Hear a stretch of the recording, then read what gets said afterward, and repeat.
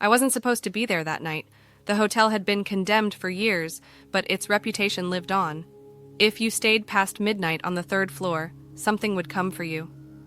I thought it was just a dare, a local legend. I was wrong. The front doors were chained shut, but the basement window gave way with a push. The air inside was thick with mildew and something rotten. Each step echoed like a whisper in my ears, like the building was holding its breath. Every mirror seemed off, just a second too slow in reflecting me. Paint peeled like shedding skin. The deeper I walked, the heavier the silence became, wrapping around me like a warning I ignored. Room 304 was infamous. Burn marks scarred the walls. A dark stain bled into the carpet beneath the bed. I set up my camera and told myself I'd last until morning. Just one night. At 12:17 a.m., the door creaked open all by itself. No wind, no footsteps, just the sound of the handle turning and the air getting colder. Then came the sound, wet, heavy dragging from the far end of the hallway. Slow, deliberate, it didn't stop. It came closer, inch by inch. I slammed the door and backed up fast, nearly tripping. The dragging stopped just outside. Then silence until a slow knock started. 3 taps, then 5 frantic pounds, then nothing. I crept toward the peephole. It was black, not dark, black. Something stood on the other side, blocking the view, watching. Then came a whisper. Not in the hall, not from behind the door, right next to my ear. Don't turn around. I spun, nothing there, but the mirror, my reflection hadn't moved. It was still facing the door, and then it smiled. The mirror exploded outward, sending glass flying. I fell hard, slicing my hands open as I hit the bed. My breath turned to mist. The room got colder than death. The far wall began to bubble. Something inside it wanted out. The wallpaper pulsed, tore, and groaned as invisible claws shredded through. I stumbled into the bathroom.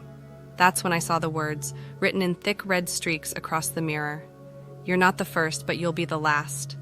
Behind me, I heard movement, a sloshing sound. I turned, and from the bathtub, something pale and waterlogged began to rise. It stepped out, limbs bending the wrong way, eyes stretched wide, no throat, no voice.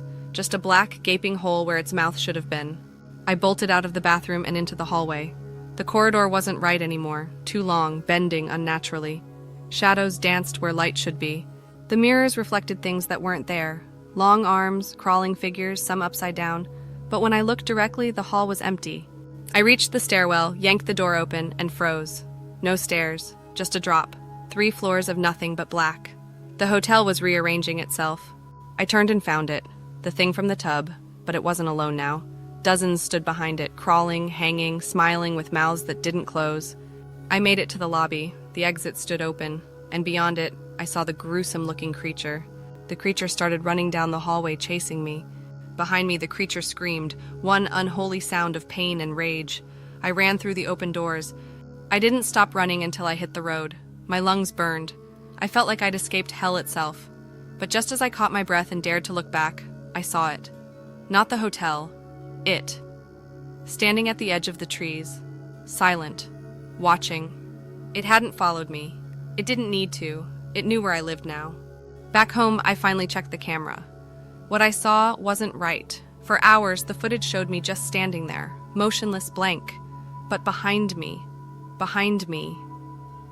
something moved.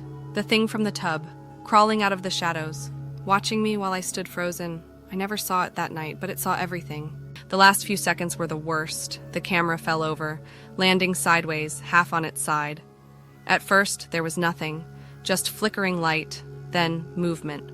The thing crawled toward the lens slowly, deliberately, as if it knew I'd be watching. Right before the screen went to static, it looked directly into the camera, like it was looking through it. At me, the end.